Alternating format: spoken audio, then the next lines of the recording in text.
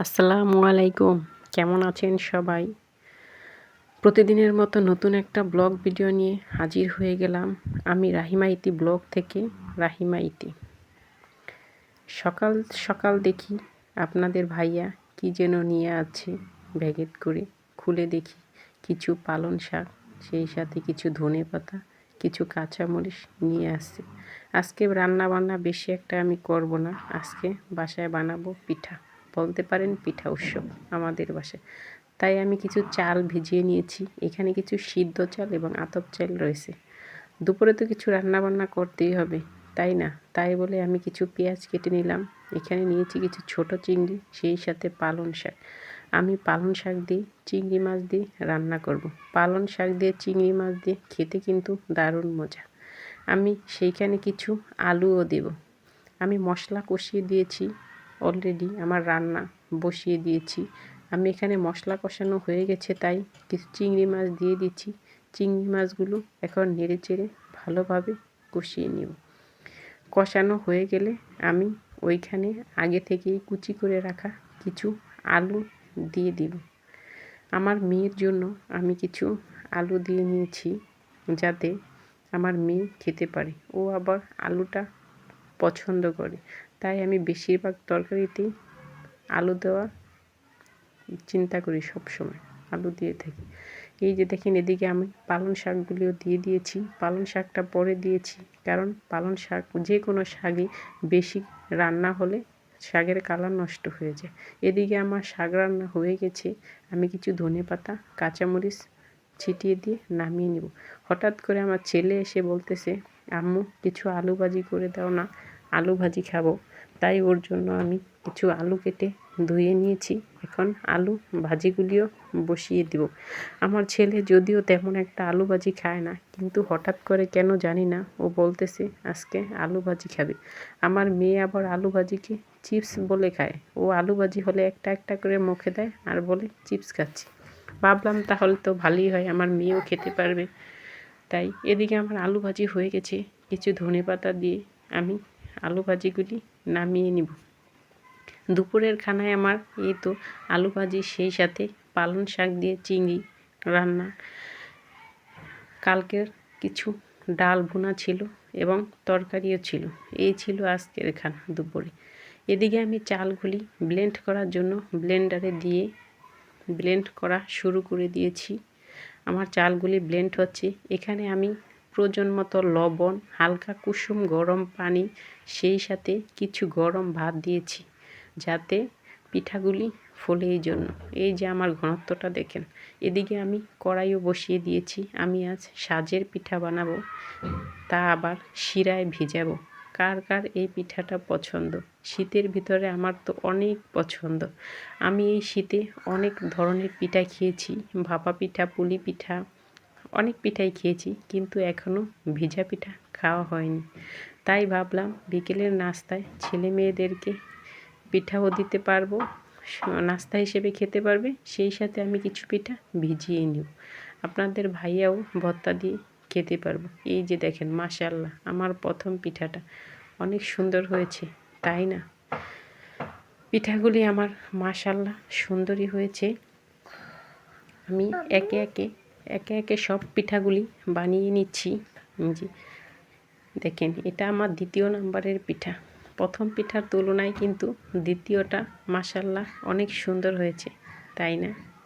পিঠা বানানোর কিছু টিপস রয়েছে, সেগুলি ফলো করলেই পিঠাগুলি অনেক সুন্দর হয়। আমি কড়াইটা আগে খুব ভালো করে গরম করে নিয়েছি এবং একটা পাত্রে কিছু পানি, একটু তেল, সেই সাথে কিছু লবণ মেখে নিয়েছিলাম। ওগুলি দিয়ে আমি বারবার মুছে নিয়েছি কড়াইটা। তাই এই যে দেখেন, এইখানে আমার পিঠা ভাজা হয়ে গেছে। এখানে কিছু পিঠা আমি ভিজাবো এবং কিছু পিঠা ভর্তা দিয়ে খাওয়া হবে সন্ধ্যার নাস্তা হিসেবে।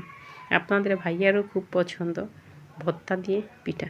এদিকে আমি পিঠা ভেজানোর জন্য কিছু গুড় নিয়েছি। গুড়গুলোতে একটু পানি দিয়ে আমি বলক তুলে নিব। এদিকে নিয়েছি 1.5 কেজি পরিমাণ দুধ।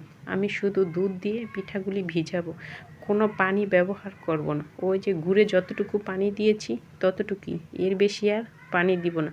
এদিকে গুড় হয়ে গেছে, আমি দুধগুলোও বলক বসাতে দিয়ে দিয়েছি। দুধগুলো প্রায় বলক এসে গেছে। তার ভিতরে আমি কিছু তেজপাতা এবং গরম মশলা দিয়ে দিলাম। এখন দুধগুলোকে ভালোভাবে ফুটিয়ে নিব। আমি 5-6 বার বলক আসা অবধি জাল করতে থাকব। বলক আসা হয়ে গেলে আমি কিছু নারিকেল কোরানো দিয়ে দিব। এখানে ফ্রিজে কিছু কোরানো নারিকেল ছিল, আমি গ্রাম থেকে নিয়ে এসেছিলাম। মা কুড়িয়ে ফ্রিজে রেখে দিয়েছিল বরফ করে, আমি সেগুলো এনে আবার ফ্রিজে রেখে দিয়েছি যাতে আমার প্রয়োজন মতো আমি ব্যবহার করতে পারি। এই জন্য এদিকে হয়ে গেছে আমার দুধগুলি ফুটানো। এখন আমি গরম গরম দুধের ভিতরে দিয়ে দিব পিঠাগুলি। আমি দুধের সাথে কিন্তু এখন গুড় ব্যবহার করব না, কারণ গরম অবস্থায় যদি গুড় দিই তাহলে আমার দুধগুলি ফেটে যেতে পারে। তাই আমি যখন একটু হালকা হালকা ঠান্ডা হবে, মানে কুসুম গরম থাকবে, তখন আমি মিঠাই ব্যবহার করব। আমি পিঠাগুলি দিয়ে ঢাকনা দিয়ে ঢেকে রেখে দিচ্ছি। এখন যখন হালকা কুসুম কুসুম গরম আছে তখন আমি মিঠাইগুলি এই যে ঢেলে দিয়ে দিচ্ছি। সুন্দরভাবে ঢেলে দিয়েছি যাতে পিঠার ভিতরে মিষ্টিগুলি ঢুকতে পারে। পিঠার ভিতরে যদি মিষ্টি না ঢোকে তাহলে কি কোনো টেস্ট হবে বলেন? তাই তো আমার এই যে দেখেন, পরের দিন সকালে মাশাআল্লাহ আমার পিঠাগুলি ফুলে একবারে টুইটেম্বুর হয়ে আছে। আমার পিঠা হয়েছে, এখানে অল্প পিঠা ছিল কিন্তু দুধের পরিমাণ বেশি হয়ে গেছে। আমার দুধগুলি আর একটু জাল করা দরকার ছিল, কিন্তু ঝোলটা একটু বেশি হয়ে গেছে। তাতে কি হয়েছে, মিষ্টি খাবার খাওয়া হয়ে যাবে, সমস্যা নেই। কিন্তু আমার পিঠাগুলি মাশাআল্লাহ দেখেন লোভনীয় হয়েছে, একবারে রসগোল্লার মতো রসে টুইটুম্বুর করতেছে।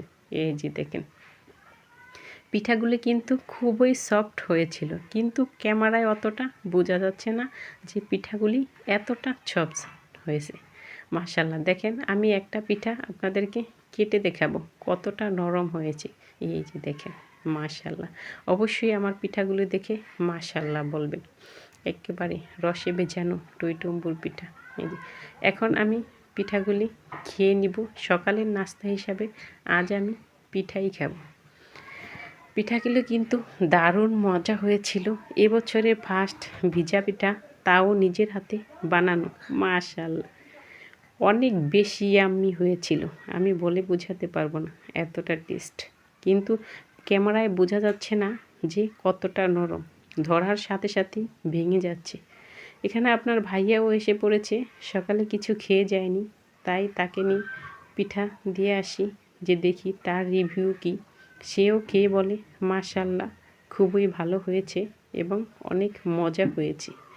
আমি কোনো পানি দিইনি তো, শুধু দুধ আর গুড়, তাই পিঠাগুলির টেস্ট আরও বেড়ে গিয়েছে। আমি এখানে যদি কিছু গুঁড়ো দুধ অ্যাড করতাম তাহলে আরও মজা হতো। তারপরও মাশাআল্লাহ মজা।